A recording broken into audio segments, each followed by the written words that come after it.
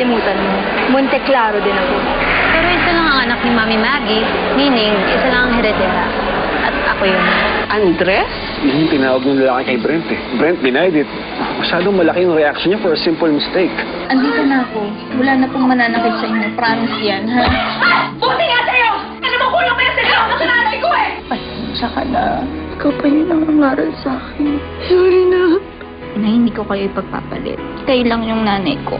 Nagpapakilala na palang babae niya. Makikilala niya ngayon kung sino si Ruth Monteclaro.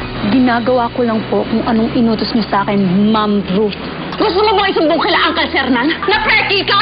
Game ako dyan!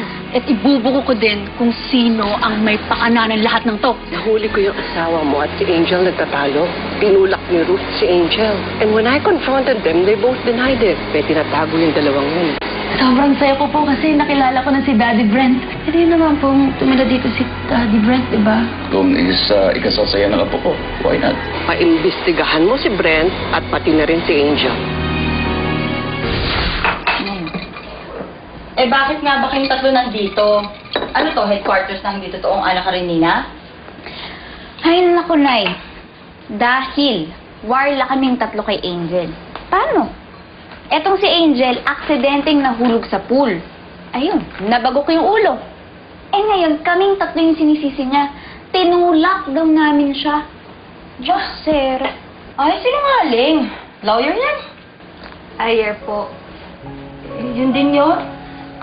Pero, Aling Susi, kami po kasing pinalalabas niyang sinungaling. Nagalit tuloy sa amin si Lolo Sernan. Buti na nga lang po naawa sa amin si Lola Carmela eh. Ay, malditang anghel. Sa palagay ko, may papanggap na yun. Eh, Nay, pasok nga sa banga yung dinitas ni Angel. Magkamatch sila ni Brent. Ganon? Eh di, siya na nga yung totoong Ana Karenina. Go! Si Brent talaga nakabuntis kay Mami.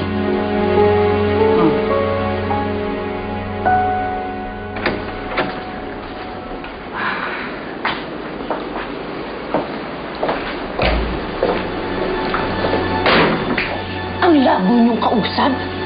Bakit hindi kayo sumusunod sa plano? Kasi, mas maganda ang plano ko kaysa sa plano mo. Di ba, anak? Tita Ruth, maraming salamat sa lahat ng tulong mo, ha? Dahil po sa inyo, bigla kami yayaman. What if hindi? Paano kung hindi naman pala talaga si Brent ang nakabuntis kay Maggie? Imposible. Paano naman mangyayari yun? Di ba nga, kilala na Miss Ruth si Brent? Malay nyo, parang tayo. Nagkamali, napagkamalan. Nina, iba tayo. Pare-pareho yung mga pangalan natin. Eh si Brent isa lang, kaya madaling mapatunayan. Mga oportunista. Ang tataas ng pangarap niyo? Anong akala niyo? Hahayaan to kayo na matupad ang gusto ninyo? Bakit? Pipigilan mo kami? Sige, subukan mo. Kapag sinumbong ka ni Ana Karenina sa mga lolo't lola niya, ewan ko lang kung sino kakampihan. Ikaw ang palalayasin dito sa pamamahay na to. Hindi kami.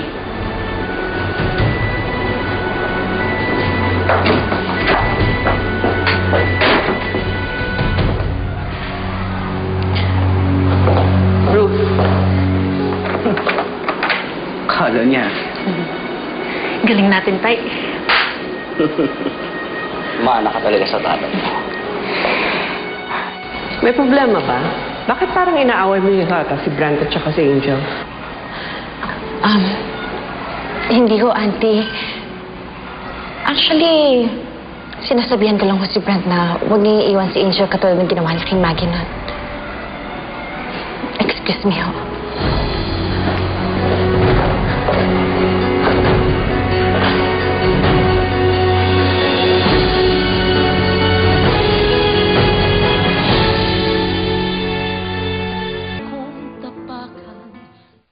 Nay, sumigaw ka lang pag may kailangan ka pa, ha?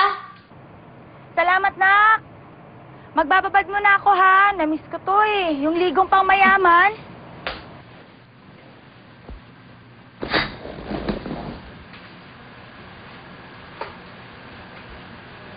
Oh, bakit ganyan ka makatingin sa akin? Nakakaingit ka kasi, Karen eh. Buti ka pa kasama yung nanay mo. Gusto mo puntahan din natin yung nanay mo? Talaga? Samahan niyo ako ni Nina? Ako, oo.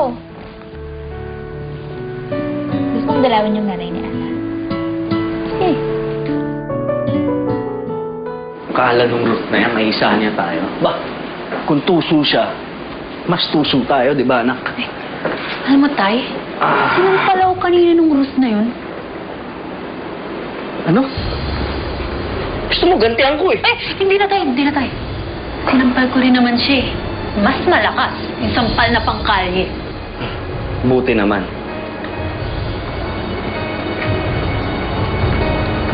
Ngayon nandito na ako, anak. Hindi ka niya na maaapi. At kapag tagal-tagal, kapag nakuha mo na ang tiwala ng lolo at lola mo, gagawa tayo ng paraan para siya naman ang patalsikin natin. Gandang ideya nga yan, Tay. Sabi ko sa iyo, di ba? grabe. Ganito palang kalayo at kahirap ang nilalakad nyo araw-araw ng nanay nyo. Tapos may dala pa kayong banyera ng isda, di ba? Ay, kaya pala hindi ka katangkaran. Karen? Ikaw naman, joke lang. Uy, ano joke lang? Okay lang. Naalala ko tuloy si nanay. Pag nakikita na pagod na ako, nagjo-joke din yun para mabawasan yung pagod ko. Malayo pa ba? Oo. Malapit na yun. Andiyan na yun, oh. Oh, ayun na yung nanay mo tsaka yung kapatid mo. Alam mo, nakakatuwa kayo, no? Kahit hindi kayo mayaman, ang saya-saya ng pamilya mo. Correct. Hindi ka na?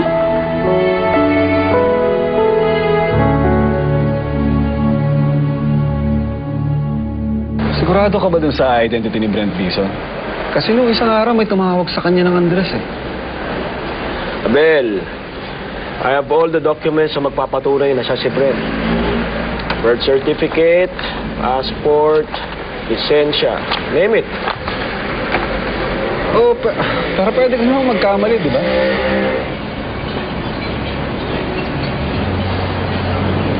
Fine. I'll dig deeper kung yan ang gusto mo. Salamat. Sa bagay, tiwala naman ako sa'yo eh. Alam ko, balang araw mapalabas mo pa rin yung totoo.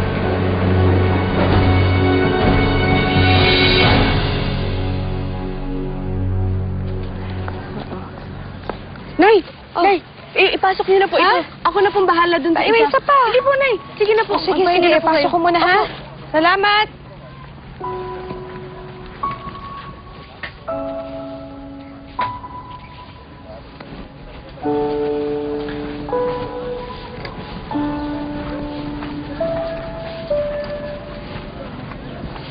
Bakit ka pa bumalik dito, Ana? Ate, gusto ko lang namang kamustahin kayo ni nanay kung okay lang kayo. Okay lang kami. Mas okay kami nang wala ka. Ay, teka lang po, ha? Masama po bang mamiss ni Ana yung nanay nyo? Hindi ba pwede mag-hi-hello man lang siya? Hindi.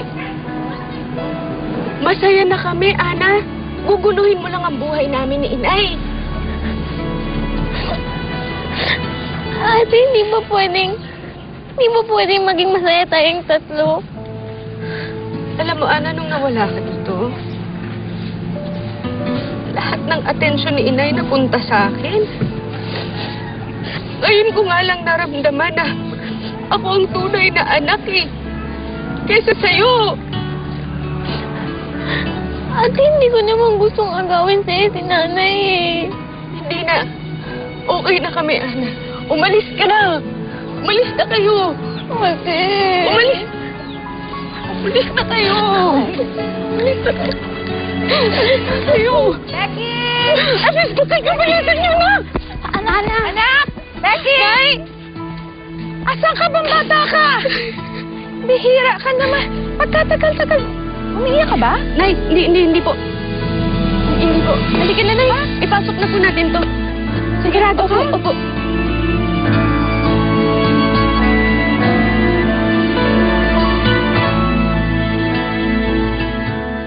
Kahit na ilang tinig ay kaya kong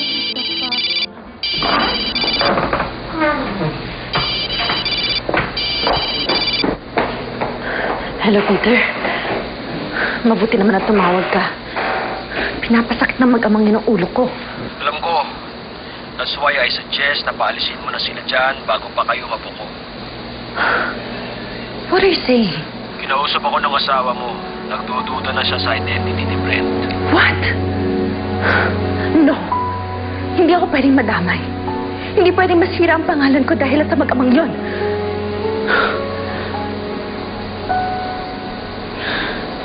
Ruth, sino kausap mo? Is everything alright? Auntie's office lang ho. And Auntie, with due respect, it's not proper to listen to other people's conversation.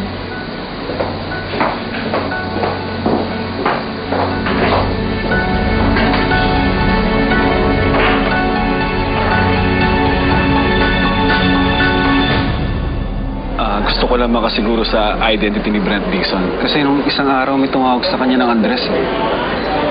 Okay, I'll check the authenticity of these documents.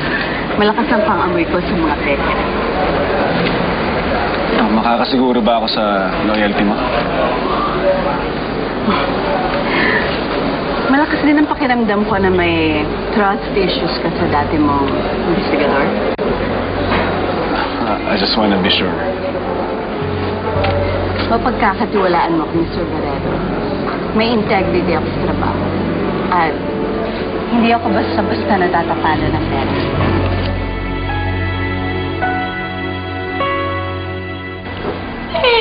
Ginjitera naman pala yung ate Becky mo eh. Sana nilapitan mo yung nanay mo, tapos sinumbong mo. Hindi ko po magagawa yun. Masasaktan po si inay kapag nalaman niya na nag-away kami ni ate. Pero Ana, inaaway ka ng kapatid mo nang wala kang ginagawa sa kanya. Tama naman kasi siya, Karen eh. Ampun lang ako. Mas may karapatan siya sa pagmamahal ni inay. Ayoko din namang ipagdamot yun. Kaya kahit masakit, ako na lang yung lalayo. Ana, huwag ka masyadong magpakamantir. Ganun talaga, Nina eh. Sampid lang ako. Sampid lang din ako kay Lola Carmela. Wala namang may gusto sa akin eh. Pag-isa lang naman ako eh. Hindi ka nag-iisa, Ana. I feel the same way. Ana, Nina, nandito tayo para sa isa't isa. Salamat.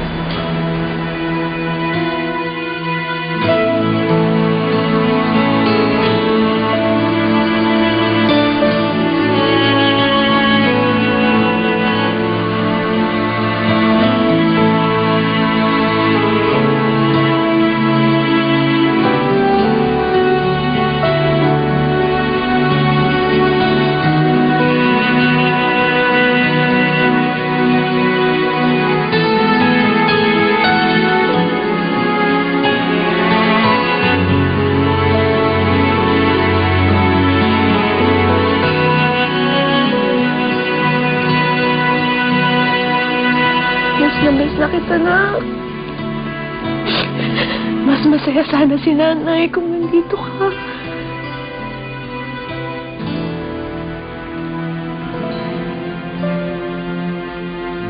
Nay?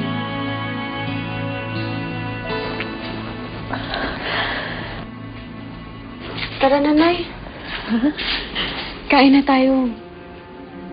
Pinagluto ko yung paborito mong ulam.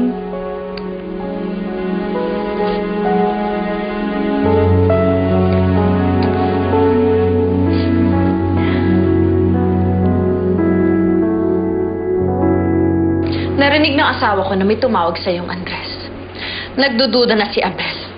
Siguradong hindi titigil yon hanggat hindi niya nalalaman kung anong totoo. Pahamak talaga yung si Butchoy na yun. Huwag na nating hintayin pa na pare-pareho tayong mabuko. Ngayon pa lang mag-impake na kayo. I'll give you more than what I promised. 15 million pesos.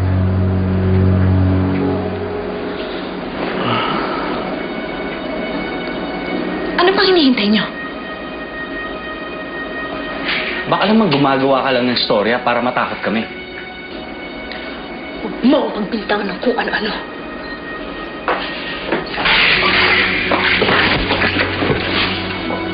Ayan.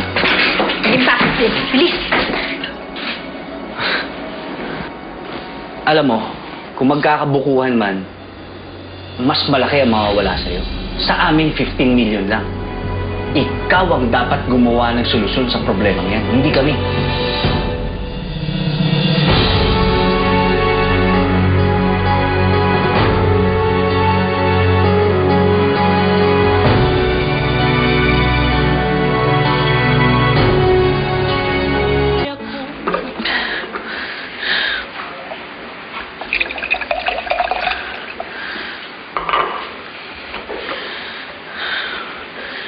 Hindi nila pwedeng malaman na ako ang may pakananan lahat. Paano ng mga anak ko?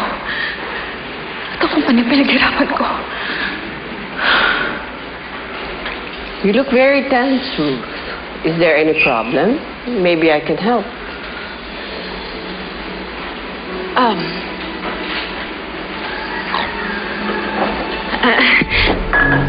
Wala po, Auntie. It's just... Problema lang po sa opisina. Excuse me lang ho.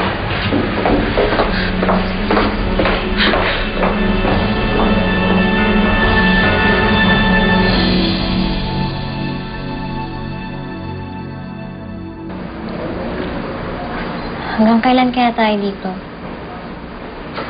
Hindi na nagpaparamdam sa atin si Tito Abel. Sana nga mali yung nababibes ko eh.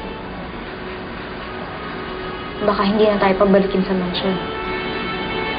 Hindi na natin makikita sina lolo't lola. We should have prepared for this. Wala na tayong halaga sa kanila dahil nahanap na nila ang totoong anak ka rin ng Manteklaro.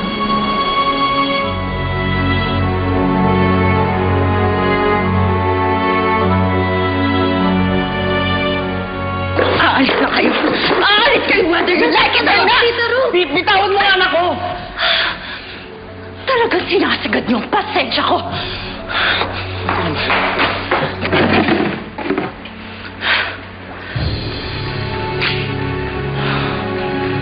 Aalis kayo dito kung gusto niyo pang mabuhay! Ruth! Ano nangyayari dito, ha? Bitawan mo yan! Lola Carmela!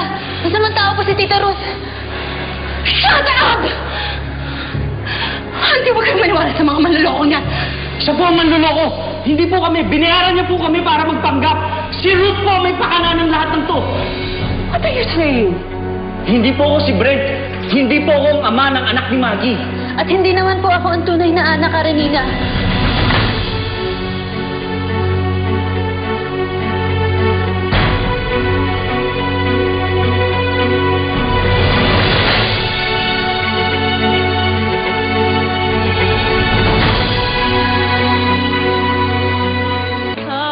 Totoo ba ang sinasabi nila, ha? Ruth? Ikaw ang mastermind sa lahat ng panlolokong ito? No, Auntie! They're lying! Auntie, sakit kayo makinig! Ako ang tunay niyong kadugo. Sakit kayo maniwala! I don't believe you anymore, Ruth!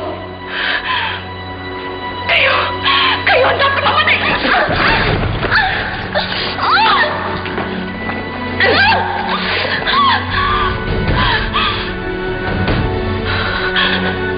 Auntie! Napakasama mo talaga! Hindi mo ba yung baril? Auntie, no!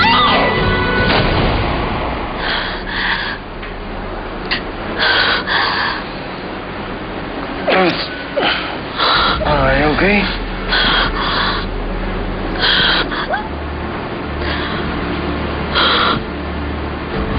Akala ko totoo.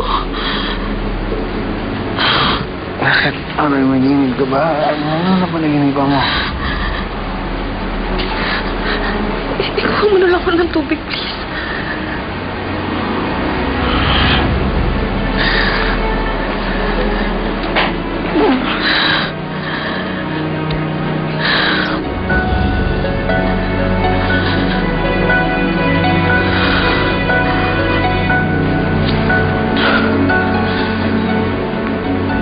Hindi ko hahayaang mabuko nila. Kailangan na umalis na Angel at Andres sa bahay na ito.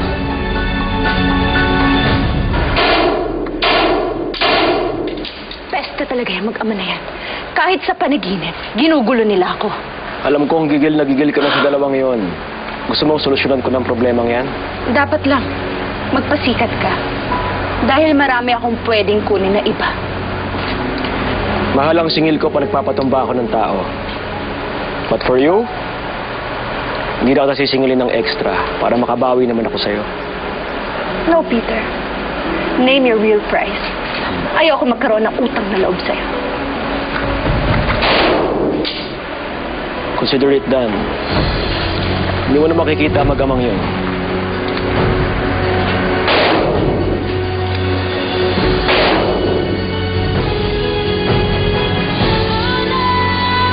Kaya niyo po bang ubusin ni Sir Brento? Kasi naman... Ibigay mo sa aso. Kaya tapon niyo. O baka naman gusto mong sabihin ko kina Lolo na tinitipid mo kami sa pagkain. Tataka ko dyan sa mag-amang yan eh. Maraming bagay na nangyayari na parang mali. Tulad ng ano? First time lang nila nagkita ni Brent, magkaan agad yung loob nila sa isa't isa. Masyado ka ito. Nay, basta. Kaming tatlo, okay na kami. Magkakaibigan na kami at wala na akong planong talikuran sila. Gusto niyo daw po ako makausap? Marami kaming gustong itanong sa'yo. Huwag ka matakot, Angel. Kasi daming tulungan kayo ni Andres. Eh, okay lang naman po kami ng tatay Andres ko eh. Andres o Brent? Niloloko niyo pa kami magkama. Hindi ikaw ang tunay na anak ka rin nina. Tapos na ang pagpapanggap. Alam na nila ang totoo. Hindi pa lahat. Kasi hindi pa nila alam na ikaw ang boss namin. Isusumbong mo ako? Subukan mo. Patay ang tatay mo. Gusto ko sundin mo si Ruth. Dahil kung hindi, magpatay din na tayo.